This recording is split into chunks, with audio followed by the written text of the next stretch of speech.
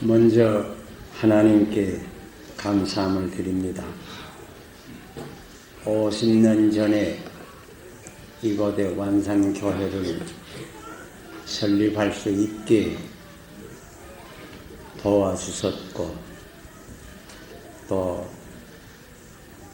충성된 여러 종들을 이 교회에 보내셔서 특별히 귀교회 원로 목사가 되시는 김 목사님, 또 현재 당회장 되시는 목사님, 여러분 지도 아래에서 또 여러 장로님들과 집사님들과 온 교우들이 같이 협력하는 가운데서 오늘 이렇게 50주년 되는 거룩한 주님의 날, 이 부족한 사람 또한 하나님께서 특별한 기회를 주셔서 이곳에 와서 여러분과 같이 예배하게 될 때 하나님의 은혜를 감사합니다. 이 교회가 오늘날 이만큼 발전되고 하나님의 축복을 받으신 것을 보고 감사함을 드립니다. 오늘 읽은 말씀 가운데서 여러분 잘 아시는 요한복음 13장 34절 35절 제가 다시 한번 읽겠습니다. 새 계명을 너희에게 주노니 서로 사랑하라. 내가 너희를 사랑한 것 같이 너희도 서로 사랑하라. 너희가 서로 사랑하면 이로써 모든 사람이 너희가 내 제자인 줄 알리라. 예수님께서 십자가에 못 박히시기 전날 저녁에 여러 가지 간곡한 교훈과 권면과 같이 한 계명을 주셨습니다. 새 계명을 주셨습니다.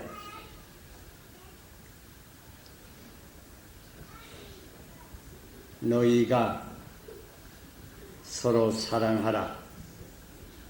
내가 너희를 사랑한 것 같이 너희도 서로 사랑하라.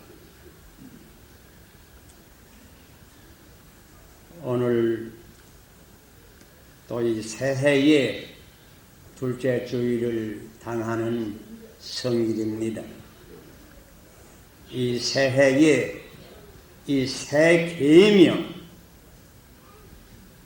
또 여러분께서 50주년을 맞이하는 이 교회가 이 새 계명을 새롭게 받을 수 있는 기회가 되기를 바랍니다. 우리가 10가지 계명은 다 기억하지만은 때로는 우리 주님께서 우리에게 주신 오직 한 가지 계명, 이 새 계명을 잊을 때가 더러 있습니다.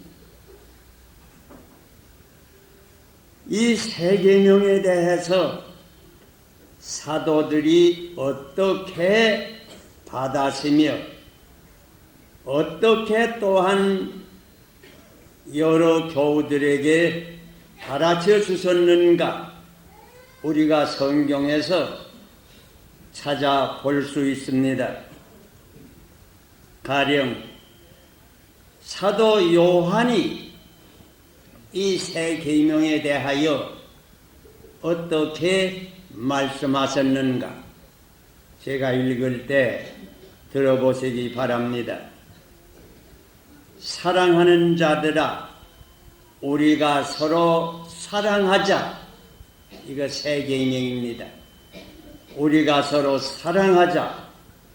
사랑은 하나님께 속한 것이니 사랑하는 자마다 하나님께로 나서 하나님을 알고, 사랑하지 아니하는 자는 하나님을 알지 못하나니 이는 하나님은 사랑이십니다.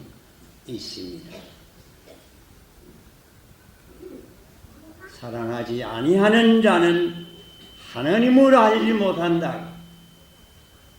그 이유는 하나님은 사랑이십니다. 사랑은 하나님께 속하고, 우리 믿는 사람은 이 사랑 안에 새로 난 자녀인 것을 우리에게 기억시키는 것입니다. 베드로 사도는 이 계명에 대해서 어떻게 우리에게 가르쳐 주셨는가? 베드로전서 4장 8절, 아마 여러분 기억하시는 분 많을 줄 압니다.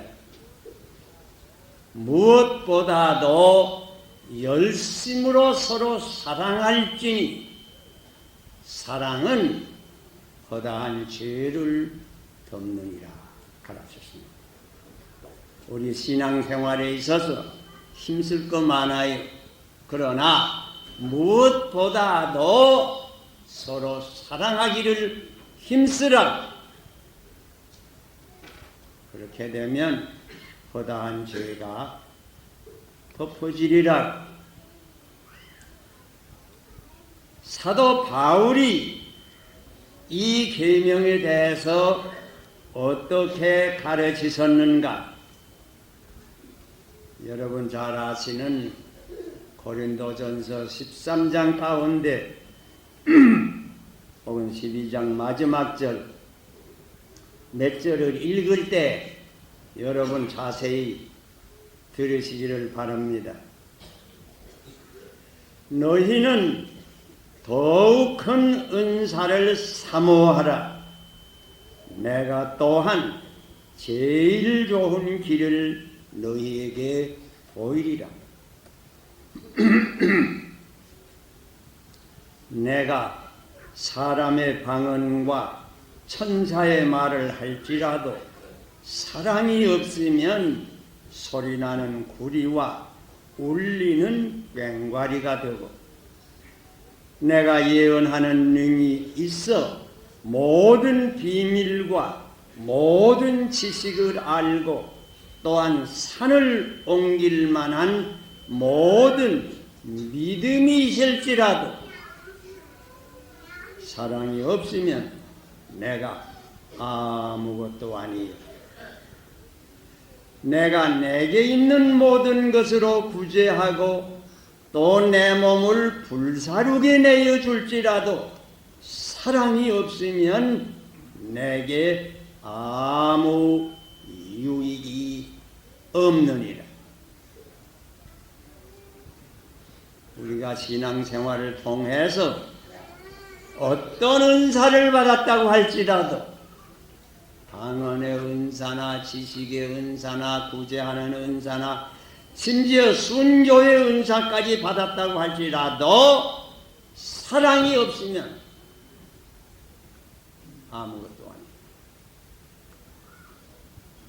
사랑은 햇빛과 비슷해서 아무리 이렇게 아름다운 꽃이 피었다고 할지라도 빛이 있기에 이 아름다운 꽃을 볼 수 있어요.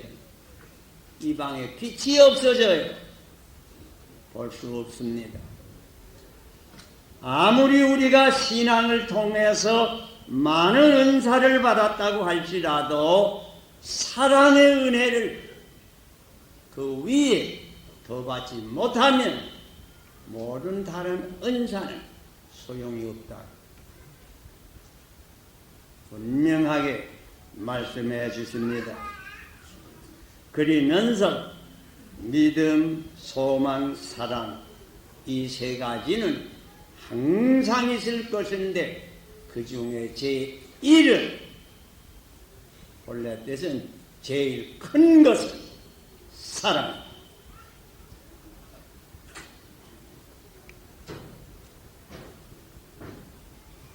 여러분, 오늘 이 뜻깊은 성일에 주님의 새 계명을 우리가 새롭게 인식할 수 있기를 바랍니다. 하나님은 사랑이십니다. 사랑 가운데서 하나님께서 이 우주를 지으셨습니다. 사랑으로 우리 인간도 지으셨습니다. 그리고 우리 인간에게 삶의 법칙으로 사랑을 주신 것입니다. 그래서 사랑은 우리 개인 생활의 법칙이요, 사랑은 우리 가정 생활의 법칙이요, 사랑은 우리 교회 생활의 법칙이요, 사랑은 온 사회 생활의 법칙입니다. 어린애기가 세상에 나서 제일 귀한 것이 무엇인지 압니까? 부모님들의 사랑입니다. 사랑 없이 그 어린 생명이 세상에서 유지될 수가 없을 겁니다. 바로 크지를 못합니다. 저는 늘 잊지 못하는 얘기 가운데 하나인 기독교 선명회 회장 문희한 박사가 제게 준 이 얘기입니다. 그분이 월남이 망하기 전에 사이곤과 온 월남 전역에서 여러 가지로 봉사사업을 많이 했습니다. 특별히 고아사업, 영아사업. 버리는 아이들을 많이 데려다 기르는 그 큰 영아원에 자기가 처음으로 가서 한 방에 들어가니까 그래서 그 어린 버림받은 애들을 갖다가 모두 바구니에 밀어놓았지요. 그런데 이상하더랍니다. 모두 팔을 이렇게 하고 있고 다리도 이렇게 하고 있고. 그런데 그 다음 방에 가보니까 같은 어린이들인데 모두 다 팔을 펴고 다리도 펴고 있다라고 합니다. 그래서 그 의사에게 물었답니다. 이거 왜 이렇습니까? 의사가 하는 말이 뭐 나도 자세히는 모르지만은 이 어린 애들이, 버림받은 애들이 이게 세상에 나서 어머니나 다른 이들의 사랑을 받지 못하면 안아주는 사람이 있고 뽀뽀를 해주는 사람이 있고 만져주는 사람이 있고 그런 사람이 없으면 이 어린애들이 열하고 있답니다. 그래서 처음에 버림받은 아이들 데려올 때는 모두 어린이들이 이렇게 하고 있다가 그 병원에 와서 간호원들이 아기를 만져주고 안아주고 우유를 먹여주고 쓸어주고 이렇게 한 달쯤 하면 이 애들이 다 팔을 펴고 자연스럽게 자라난다고 합니다. 결국 어린애기가 세상에 와서 가장 필요한 것이 무엇이냐? 사랑이다. 여러분 잘 아십니다. 오늘날 우리 한국에도 불량 소년, 소녀 문제가 점점 대두되기 시작합니다. 이런 애들이 보통 어떤 가정에서 오느냐? 가정에 있어도 사랑 없이 길어나는 애들 가운데 혹은 가정이 파탄이 되어서 사랑 못 받고 길어나는 애들 가운데, 혹은 부모가 아주 없어져서 사랑 없이 길어나는 아이들 가운데 불량 소년 소녀들이 많이 생긴다는 겁니다. 결국 인간이란 육신도 그러하고 더욱이 마음도 그러합니다. 사랑의 분위기 속에 자라날 때에만 구김이 없이 자라날 수 있습니다. 모든 것이 그렇습니다. 여러분 김대두 사건 다 기억하지요? 끔찍한 살인 사건 많이 일으킨 김대두 씨, 지금 아마 사형 집행됐다는 말 들었습니다. 그이가 마지막에 예수를 믿고 세상 떠났다고 합니다. 그에게 가서 전도를 하니까 그분이 이런 얘기 했답니다. 감사하다고 그러면서 나는 사실 이 세상에 와서 지금까지 한 사람에게도 사랑을 받아보지 못했습니다. 또 한 사람도 내가 누구를 사랑해 보지를 못했습니다. 이런 이들이 흉악범으로 전락됩니다. 그렇지 않으면 자살합니다. 왜? 하루하루의 삶이란 사랑을 의미합니다. 우리가 다 살길 원해요. 내일도 살길 원해요. 왜? 내가 사랑하는 이들이 있고 나를 사랑해 주는 사람이 있는 까닭입니다. 만일 우리 가운데라도 한 사람이라도 누구를 사랑할 사람도 없고 그를 사랑해 주는 사람이 없으면 이자말과 같이 그런 사람은 흔히 포자기에서 사살을 하거나 그렇지 않으면 흉악범으로 전락. 산다고 하는 것은 사랑을 의미합니다, 여러분. 사실 우리 인간이 사랑으로 살아갑니다. 그러므로 주님께서 너희는 무엇보다도 사랑을 떠나서 신앙생활이나 있을 수 없습니다. 우리 믿는 사람도 무슨 일 갑자기 당할 때 섭섭한 일 당하면 마음에 그 사람 미워하는 마음 일시적으로 있을 수 있어요. 그러나 성경은 뭐라고 가르칩니까? 분을 내어도 해가 지도록 분을 품지 말라고. 그 말이 무슨 말인가 하니 누구를 미워하는 마음을 마음속에 두지 말라고. 왜? 내가 누구를 미워하는 마음을 마음에 품으면 그 사람 마음속에선 은혜가 떠납니다. 자기 자신이 은혜에서 떨어지고 맙니다. 구원을 얻지 못합니다. 그리고 예수님께서 말씀하시지 않아서요, 너희가 예물을 제단에 드리려고 가져왔지만은 만일 너희 가운데 너희 형제 가운데 내게 대해서 큰 불만을 가지고 원망을 품은 그런 사람이 있다고 그런 사람이 생각나면 뇌물 그 옆에 놔두고 먼저 그 사람과 가서 사과하고 그 다음에 와서 뇌물을 미운 마음을 품고 신앙생활이란 있을 수 없습니다. 사랑이 이게 삶의 법칙이에요. 신앙의 법칙. 여러분, 그러면 사랑은 무엇이에요?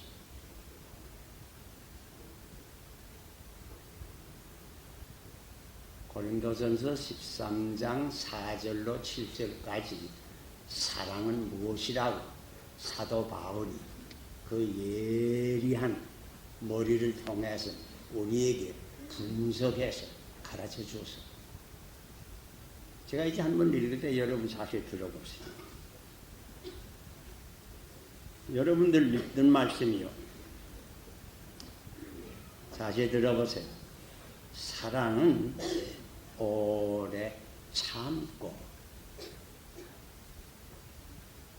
우리가 사랑한다고 하면 오래 참으라. 하나님은 사랑이죠. 무엇으로 나타납니까? 오래 참는 것으로 나타납니다. 사실인지 모르지만 마틴 루터 선생 한 번은 이런 얘기했다고 합니다. 만일 하나님께서 내게 이 온 세상을 내 마음대로 할 수 있는 권세를 맺겠다고 할 것이면 아마 나 같은 사람은 3시간이 채 지내지 못해서 이런 악한 놈의 세상 모조리 멸망시켜줄 것이다. 그러나 하나님 그렇게 안 해요. 공산당도 참아요. 무신론자도 참아요. 악한 사람들이 있을지라도 참습니다.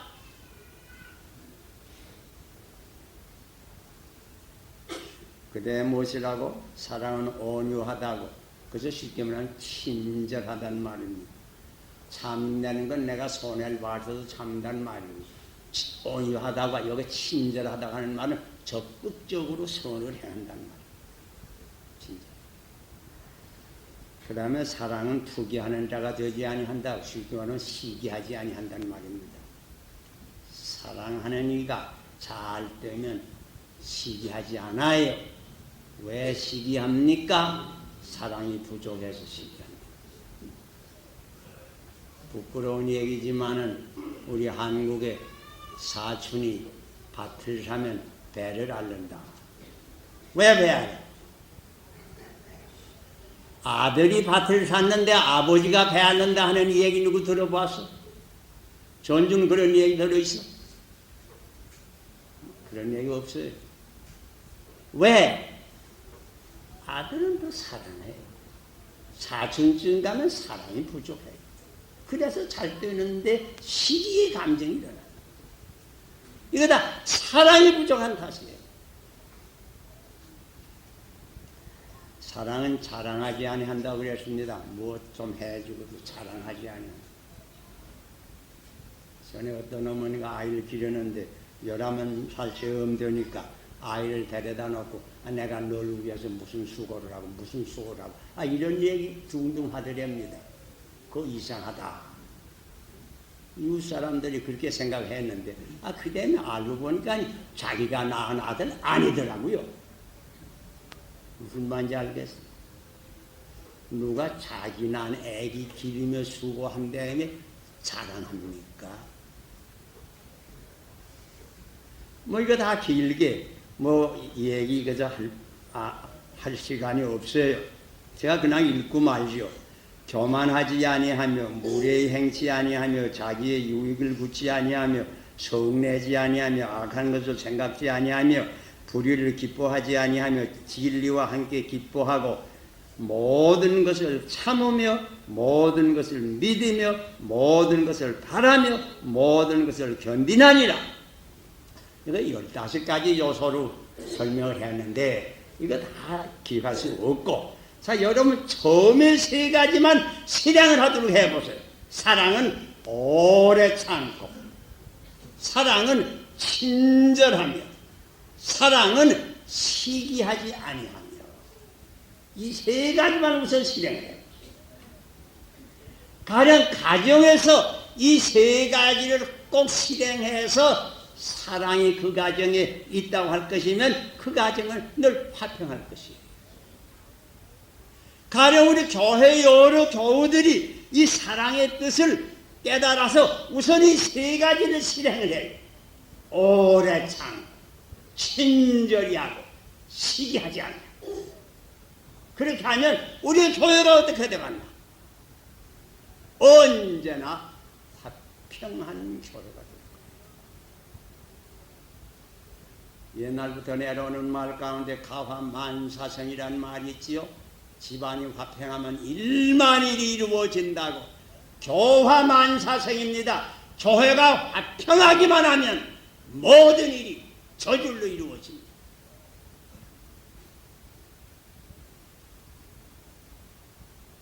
제일 큰 은사는 사랑의 은사는 우리가 새롭게 받아야 하겠습니다. 사랑이 이렇게 귀한데 어떻게 하면 우리가 참 이 사랑의 은혜를 우리가 다 받을 수 있을까? 어떻게 하면 사랑을 북돋을 수 있을까? 이런 면을 생각해 볼 수 있는 줄 알아요. 첫째는 이 세 계명의 중요성을 우리가 꼭 깨닫게 할 거예요. 주님께서 우리에게 여러 가지 계명 주시지 않았어요.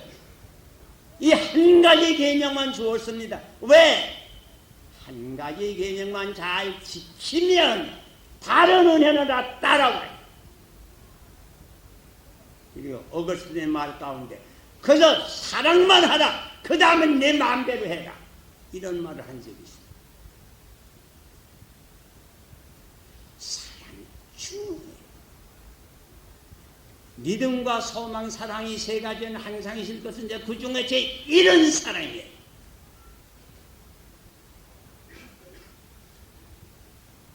어떤 때는 우리가 진리를 위해서 사랑을 잊어버리는 때가 더러 있어요. 그러나 우리가 기억할 건 우리 기독교에 있어서는 진리와 사랑이 하나입니다. 하나님이 진리, 하나님이 사랑입니다. 그러므로 진리가 곧 사랑입니다. 사랑을 떠난 기독교 진리는 다른 데 없어요. 중요성을 기억해야 돼요. 둘째는 하나님은 사랑이신데 성령은 하나님의 영입니다. 그러므로 성령은 사랑의 영이라고 하는 것을 늘 기억해요. 그러므로 성령의 첫 열매는 사랑이라고 가르쳐줍니다. 사랑, 그 다음에 기쁨, 화평 이렇게 가르쳐줍니다. 우리가 기도를 많이 하는 가운데 성령을 충만히 받았습니까? 그러면 우리 가슴 속 사랑이 충만해요.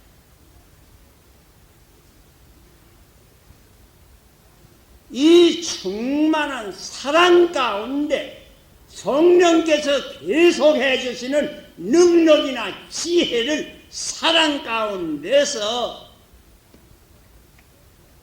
써야 될 것입니다. 성령은 사랑의 영이라고 하는 것을 우리가 기억해야 합니다.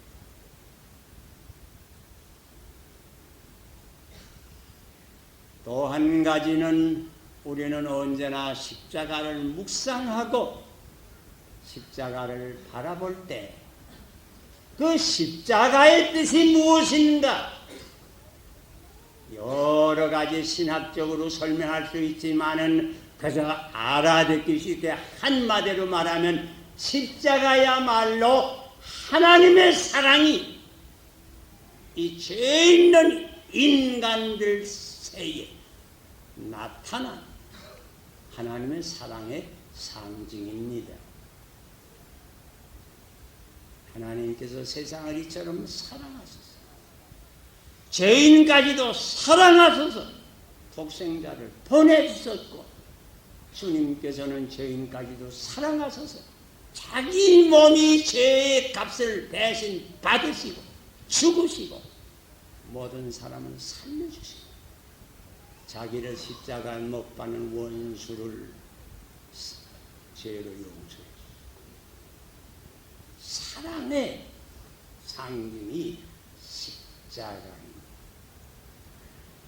저는 몇 달 전에 여수 지방에 잠깐 가서 집회를 하다가 특별히 거기 손양훈 목사님 그 묘소가 있는데 가서 제가 기도를 하고 돌아왔습니다. 참 손 목사님 같으신 분은 그 십자가의 사랑을 그대로 실천한 하나님의 종입니다.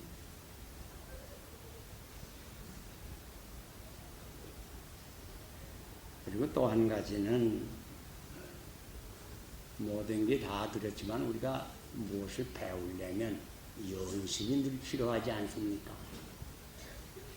이번 보니까 성가대 잘 하는데 이게 성가대 잘 하려면 연습이 필요합니다. 피아노 잘 하려면 연습이 필요해요. 그래서 어떤 분이 이렇게 얘기합니다. 우리가 사랑도 꼭 배워야 되겠는데 이 사랑을 배우는데도 연습하는 것이 필요하다.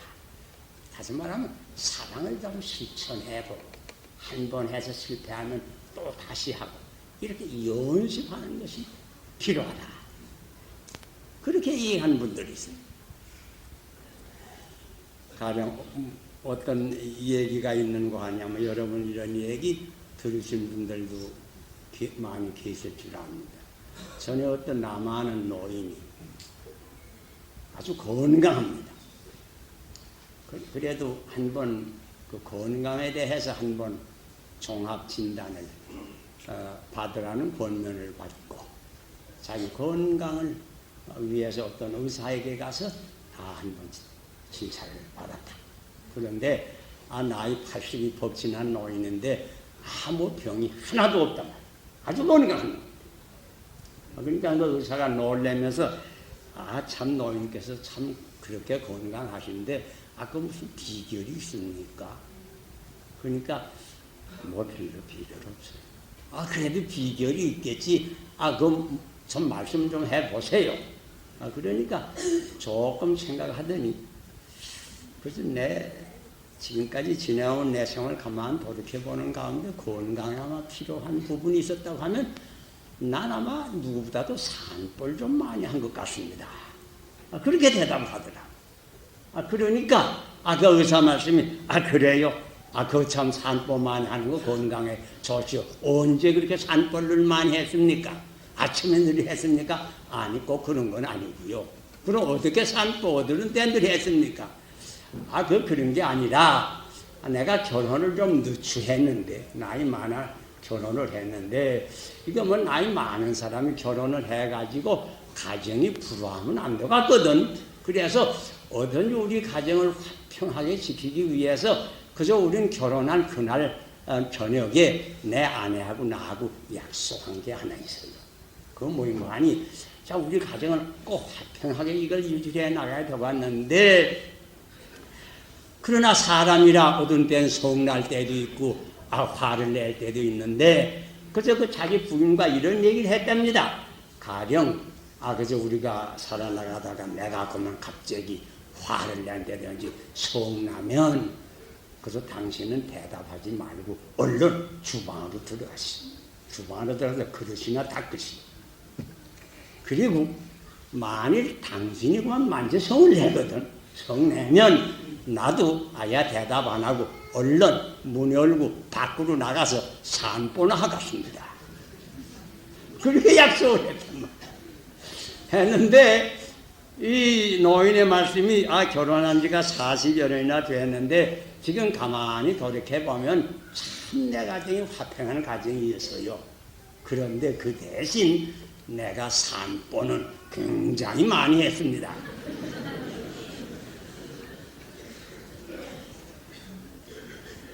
참는 것도 연습하면 더 참을 수 있습니다. 여러분 가정에서도 조금이라도 참 화나고 이럴 때 내가 이것을 꼭 참아야 되겠다 하고서 한 번 참으면 그 다음에는 그만큼 참기 더 쉬워요. 2번 참고 3번 참고. 우리 교회에서도 역시 그런 줄 압니다.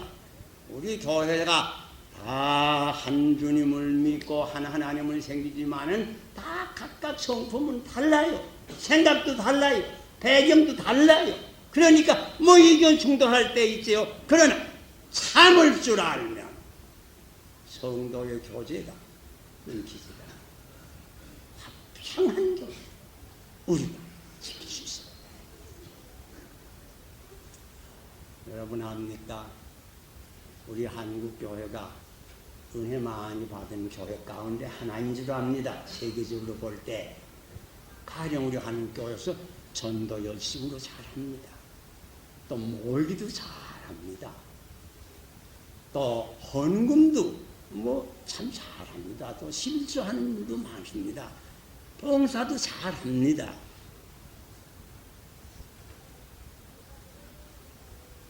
그런데 우리 한국교회 한 가지 은혜만 더 받았으면 무엇이요? 이 서로 사랑해서 평안 교회를 꼭 지킬 수 있었으면 얼마나 더 큰 일을 할 수가 있겠나.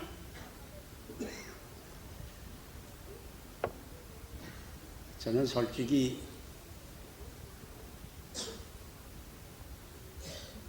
이렇게 느낄 때가 종종 있습니다. 우리 예수를 믿는 이들이 우리 사회에 있어서 사회 부조리를 없앱시다. 담대히 말할 수 있어요. 부패와 부정 없이 합시다. 담대히 말할 수 있어요. 여러 가지 그 조치보다 건치시다. 담대히 다 말할 수 있어요.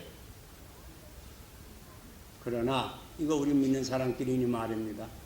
오늘날 우리 한국 사회에서 우리 믿는 사람들이 우리 사회를 향해서 여러분 조금도 싸우지 말고 합평하는 사회를 맺읍시다. 하나가 됩시다. 이 말 오늘날 우리 믿는 사람들이 담대히 사회를 위해서 향해서 말할 수 있나?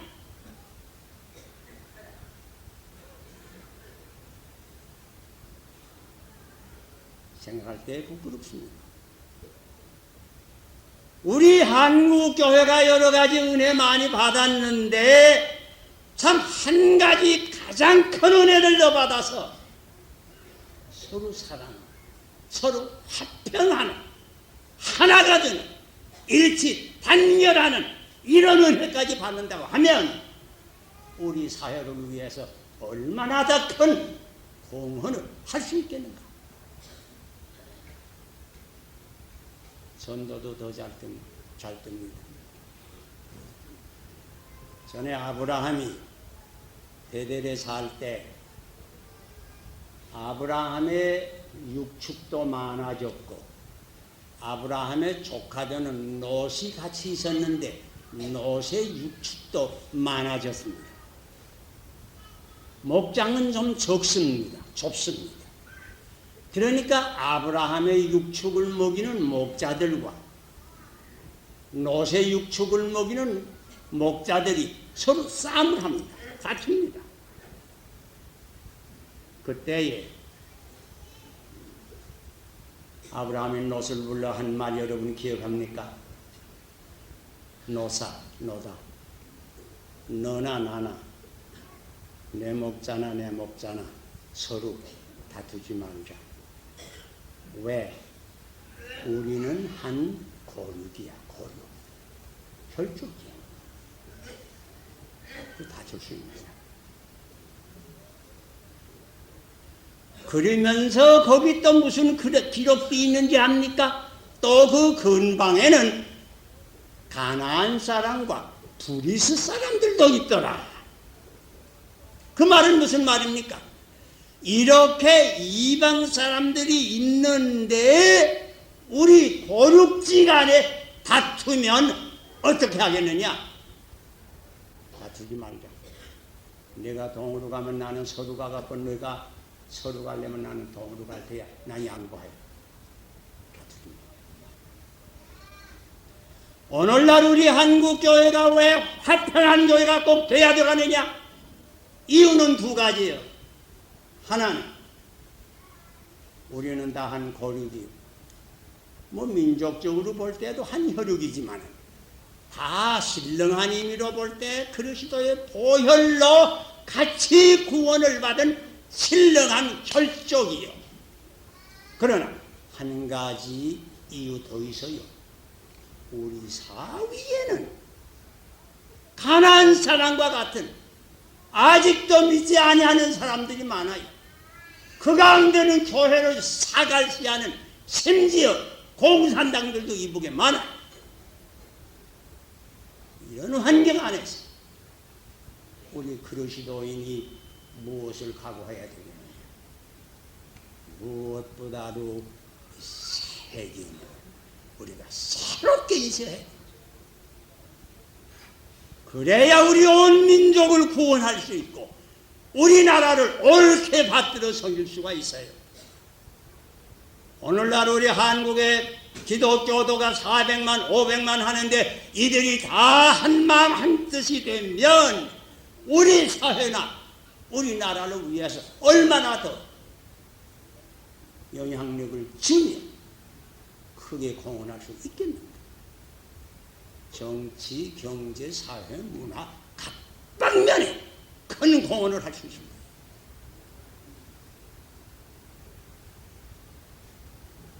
전도하는 법이 세 가지 있습니다. 첫째는 말로 합니다. 예수 믿을 이유를 설명합니다. 예수 믿자고 말로 합니다. 그러나 그것만 부족해요. 둘째는 행실로 합니다. 우리의 생활로 합니다. 꽃의 향기와 같이 그리스도 향기를 통해서 무언의 전도를 합니다. 그 둘째. 그러나 한 가지 더 있습니다. 그건 뭔지 압니까? 모든 믿는 사람들이 서로 사랑하고 기쁨과 화평이 충만한 성도의 교제입니다.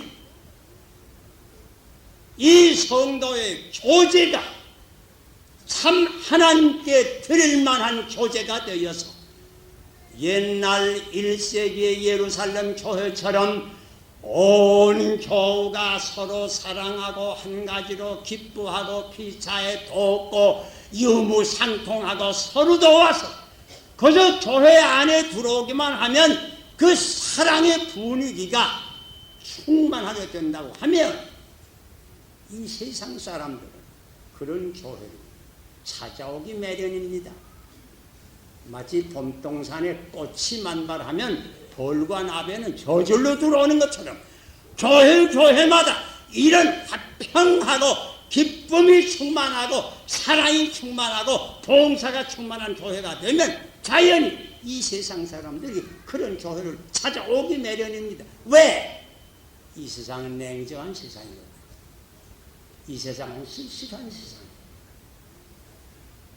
이 세상 사람처럼 안 믿는 사람처럼 고독한 사람이 없어요.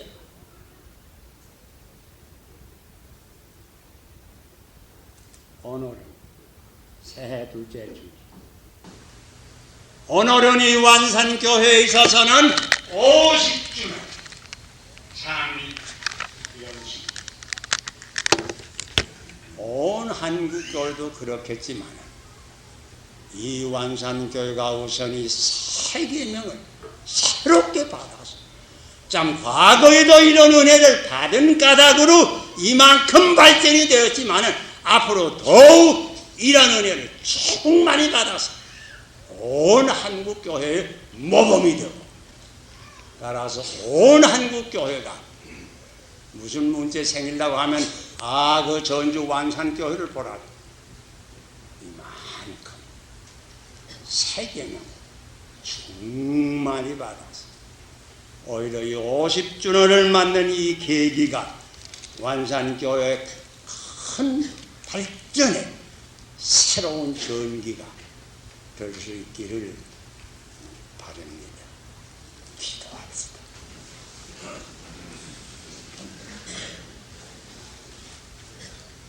사랑의 근본 되시는 우리 아버지 은혜를 감사합니다.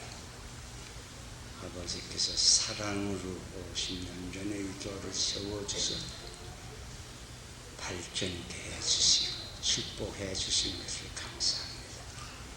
이 뜻깊은 성일 아침에 저희들이 주님의 새 계명을 다시 한번 들으십니다. 새 계명을 너희에게 주노니 너희가 서로 사랑하라. 내가 너희를 사랑하는 것처럼 너희도 서로 사랑하라. 오 하나님 아버지시여, 오늘이 50주년을 맞는 완산교회 우리 온 한국교회가 이 세 계명을 새롭게 받아서 그저 사랑이 충만한 교회가 되어서 우리 온 사회를 사랑으로 녹일 수 있고 구원해낼 수 있는 이 교회가 한국교회가 되게 하여 주시옵소서. 예수님 이름으로 감사하고